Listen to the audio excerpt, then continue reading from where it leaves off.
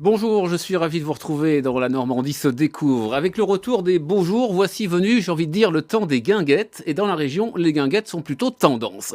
Faisons connaissance avec Rémi Père, qui a grandi dans un environnement familial peuplé de livres. Pianiste amateur, son talent de musicien, il le doit à sa grand-mère qui accompagnait au piano les films muets sur les grands boulevards parisiens. Ça, c'est pour la petite histoire. Après des études de chimie, Rémi a travaillé dans l'univers de la parfumerie avant de s'installer quelques années aux États-Unis, à la Nouvelle-Orléans, très précisément. Et lorsqu'il rentre en France, Rémi Père mène une carrière de consultant en management avant de se lancer dans l'aventure de la guinguette de Giverny.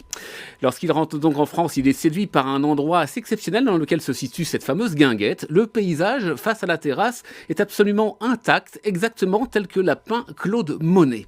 Ici, Rémi côtoie une clientèle plutôt internationale, curieuse de découvrir un lieu emblématique de l'impressionnisme. Il est ravi d'accueillir des personnes évidemment venues du monde entier pour leur faire partager un peu de notre patrimoine culturel et naturel à travers notamment des concerts. Rémi Père est aussi un écrivain et il se consacre à sa passion de toujours écrire. Son dernier ouvrage s'intitule Givernia. L'action décrit l'arrivée de la principauté de Givernia qui offre un cadre idyllique et ultra sécurisé à ses habitants, comme aux très nombreux visiteurs venus admirer les extraordinaires jardins conçus autrefois par le peintre Claude Monet, il va sans dire. Mais derrière cette image sans aspérité, se cache-t-il pas des secrets inavouables? Voilà pour la trame de son roman. Alors si vous souhaitez rencontrer Rémi Père, écrivain, faites donc une halte à la guinguette de Giverny avant ou après une visite des jardins de Claude Monet ou encore du musée des impressionnismes. À bientôt sur BFM Normandie.